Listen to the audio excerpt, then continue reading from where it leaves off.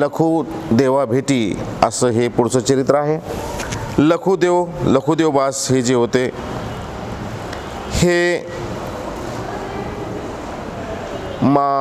आचार्यांचे मावस भाऊ होते. एकदा गोदानासाठी गेले कटक देवगिरीला.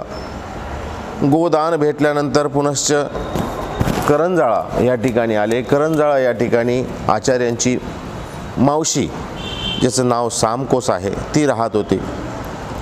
मग सगळ्या परिवाराच्या क्षेमवार्ता विचारत असताना त्यांनी विचारलं की बाबा, आमच्या मावशीचा जो परिवार आहे तो कसा आहे, नागदेव कसे आहेत, सारंगपाणीचं कसं चाललंय, वैजोबांचं कसं चाललंय, उमाईसा कुठं आहे, महादाईसा कुठं आहे. सगळ्यांची क्षेमवार्ता विचारत असताना सामकोसानी म्हणजे आचार्यांच्या मावशीने सांगितलं, अरे बाबा, तुला काय सांगावं लखुदेवा, आबाईसाचा जो म्हणजे माझ्या बहिणीचा जो परिवार आहे तो सर्व संघ परित्याग करून आता श्री चांगदेवराव जी आहेत त्यांच्या सन्निधानामध्ये गेलेला आहे. त्यांच्या सन्निधानामध्ये ते राहतात.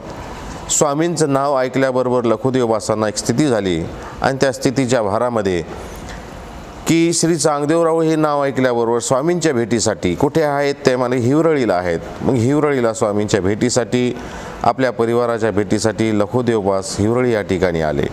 या ठिकाणी आल्यानंतर दरवाजामध्येच त्यांची आणि आचार्यांची भेट झाली.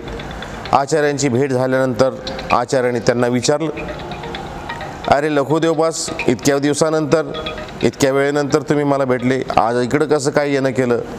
ते म्हणाले, नागदेवा, मी करंजाळाला गेलो होतो, त्या ठिकाणी मावशीला विचारलं, तुमची कुशलता विचारली, परिवाराविषयी विचारलं. मावशीने सांगितलं की तुम्ही सर्व संघ परित्याग करून आता चक्रधर स्वामींच्या, श्री चक्रधर स्वामींच्या सन्निधानामध्ये आहात. कुठे आहात, हिवरळीला आहात हे कळल्यानंतर तुमच्या भेटीसाठी मी आलेलो आहे. हे असं कळल्यानंतर त्यांनी विचारलं की बाबा, तुम्ही इथं आलेले आहात, तुम्ही माझे मावस भाऊ आहात, आता या ठिकाणी आलेले आहेत, स्वामीला रिक्त हस्तानी कसं भेटावं, तुमच्याजवळ काही आहे. ते म्हणाले, हो, मी कटक देवगिरीला गेलो होतो, त्यावेळेस मला काही दाम, काही आसू भेटलेले आहेत. ते म्हणाले, ठीक आहे. मग त्यांना आचार्य बाजारामध्ये घेऊन गेले आणि बाजारामध्ये घेऊन गेल्यानंतर त्यांनी स्वामीसाठी वस्त्र वगैरे घेतलं. ते म्हणाले, तुमच्याजवळ अजून काही पैसे आहेत, काही द्रव्य आहे. ते म्हणाले, आता थोडे राहिलेले आहेत. ते म्हणाले, मी स्वामीपुरता तरी उपहार करेन, अशी माझी इच्छा आहे, स्वामींना उपहार करावा अशी माझी इच्छा आहे. लखुदेवबासांनी मग त्या ठिकाणी स्वामींना उपहार केला, वस्त्र अर्पण केलं आणि वस्त्र अर्पण केल्यानंतर स्वामींची पूजा झाली. पूजा झाल्यानंतर स्वामींनी विचारलं, तुम्ही वस्त्रही अर्पण केलं, या ठिकाणी उपहारही करतायत, हे कसं काय, तुम्हाला कसं काय आमच्याविषयी माहिती आहे.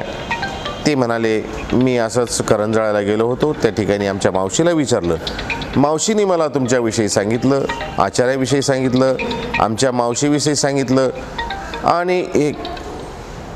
आणि हे झाल्यानंतर मी ह्या ठिकाणी तुमच्या भेटीसाठी आलेलो आहे म्हणाले. तर तुम्हाला हे तुम्ही आम्हाला कधी पाहिलं आहेत का, हे ऐकिले की हे श्रुत की दृष्ट. ते म्हणाले, देवा, आम्ही तर तुम्हाला कधी पाहिलेलं नव्हतं, पण हे आम्ही ऐकलेलं आहे आणि हे ऐकल्यामुळंच आम्ही तुमच्या भेटीसाठी आलेलो आहोत. स्वामीने त्या ठिकाणी वचन उच्चारलेलं आहे, हे इतीच्या नामापासून होय का स्थानापासून होय. आमचा हा जो वेद होत असतो, हा इतीच्या नामापासून होय, नामापासून होत असतो किंवा स्थानापासून होत असतो. असं हे स्थानापासून झालेला वेद स्वामींनी हे सांगितलेलं आहे की ज्यावेळेस आम्ही त्या ठिकाणी विदर्भामध्ये वडनेरला होतो, त्या ठिकाणी वडनेरचा तो पुजारी होता. आम्ही ज्या ठिकाणी बसायचो त्या ठिकाणी तो आमची पूजा वगैरे करायचा. त्याच्यानंतर त्या देवतेला देवतेची पूजा अर्चा वगैरे करायचा. पण आम्ही तिथून निघून गेल्यानंतर मग आमचे ज्या स्थानावर आम्ही बसायचो त्या ठिकाणी तो पूजा अर्चा करायला लागला आणि तिथूनच त्याला वेद होत होता, तिथूनच त्याला एक स्थिती होत होती. असं स्वामींनी सांगितलं आहे की इतीच्या नामापासून होय का स्थानापासून होय.